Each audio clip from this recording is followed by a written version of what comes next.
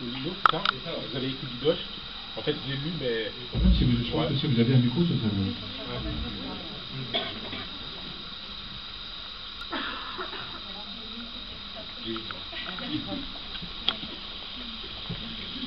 Oui, bon, j'ai lu votre livre, mais j'ai lu la préface après. Donc je me suis demandé comment quelqu'un qui a pu écrire un livre sur la France, par exemple, peut-être fait surtout dans l'industrie de la viande, et puis après vous nous dites dans la préface, moi je ne l'aurais pas lu, je mange encore de la viande, je ne comprends pas. C'est comme quelqu'un qui nous dit, ben, le machisme c'est terrible, mais je suis encore macho.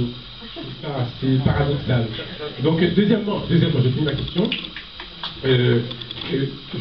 Votre problématique sur la table, je pense que c'est, moi, je trouve qu'elle est mauvaise. Le problème, c'est que la viande, elle est mauvaise pour la santé, l'industrie de la viande, c'est une catastrophe, ça on le sait tous, même les non-végétariens le savent. Maintenant, vous ne posez pas la question de l'intérêt animal. Voilà, est-ce que ce serait pas intéressant de dire, ben voilà, l'animal aussi, est-ce qu'il n'aurait pas un intérêt? Donc voilà, je pense que poser la question en ces termes-là serait aussi intéressant. Est-il le droit à la vie de l'animal, le droit à disposer de sa propre vie? Qu'est-ce que vous proposez? Qu'est-ce qu'on fait d'une vache en bus, par exemple? De vous recycler. Non mais qu'est-ce qu'on fait? Expliquez-moi. Qu'est-ce qu'on fait d'une vache?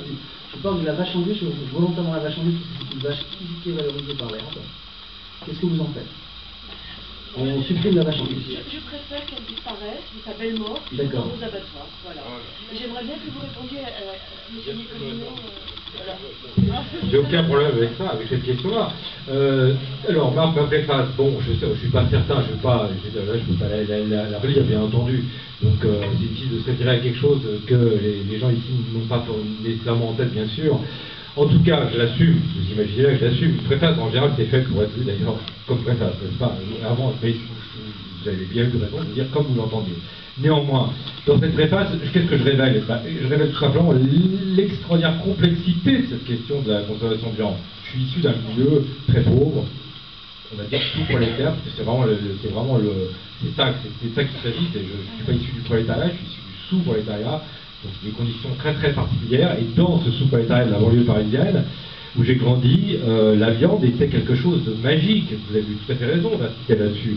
Il y a un côté, c'est navrant à bien des égards, mais il est vrai que c'était quelque chose c'était pas seulement un statut social ou culturel différent de celui auquel on était habitué, c'était une sorte de communion qui peut vous paraître idiote, mais en tout cas, c'est ce que j'ai vécu, et j'aurais très voulu le cacher aussi bien. Mais je n'ai pas voulu le cacher, j'ai voulu exprimer par là la très grande complexité du problème, qui fait de toute façon que s'attaquer à ce monstre qu'est l'élevage industriel recèle énormément de difficultés à coup sûr. Donc, j'assume totalement le fait d'avoir découvert vraiment dans sa profondeur un système que je souhaite voir disparaître, et j'assume le fait que cette recherche m'a changé, et j'assume le fait que je continue à manger de la viande bien peu. Je ne pourrais même pas vous dire combien j'en mange par mois, parce que je l'ignore, mais bien peu. Et voilà la situation. Vous jugez de la manière que vous le souhaitez. En tout cas, moi j'ai rien à cacher, j'ai dit ce que je voulais dire. La deuxième question que vous aviez posée, c'était sur l'animal. Là, je crois que vous m'avez mal lu, excusez-moi de vous le dire, mais je crois que vous m'avez mal lu, parce que je consacre beaucoup d'espace et de chapitres même à cette question, pour moi, essentielle de l'animal, tout simplement, de l'animal en tant qu'être vivant. C'est un livre qui est dédié à tous les animaux morts sans avoir vécu. Et j'aborde, je ne sais pas, de mémoire, je ne voudrais pas vous le dire, mais probablement dans 5 ou 6 chapitres, cette question décisive à mes yeux de l'animal. Et il est évident que si en fait, bien sûr, c'est un peu la question de la poule et de l'œuf, et ça, je ne sais pas très bien de quelle manière il faudrait commencer cette bagarre gigantesque contre l'élevage industriel, mais il est certain en toute hypothèse que si on ne change pas radicalement de regard sur l'animal, si on ne parvient pas dans des délais proches à considérer l'animal pour ce qu'il est, c'est-à-dire un être vivant, complexe, qui a droit à son existence, à son territoire et à ses habitudes sur cette terre, si on ne change pas radicalement de regard sur l'animal, Bien sûr, aucun espoir n'est permis. Donc, mais tout ça aussi ajoute à la complexité du problème, et au risque de choquer certains d'entre vous qui sont visiblement des végétariens. Moi, je sais une chose, c'est que c'est beaucoup plus facile de parler comme je le fais, c'est-à-dire de dire il faut défaire ce système qui est un système maudit, vraiment maudit.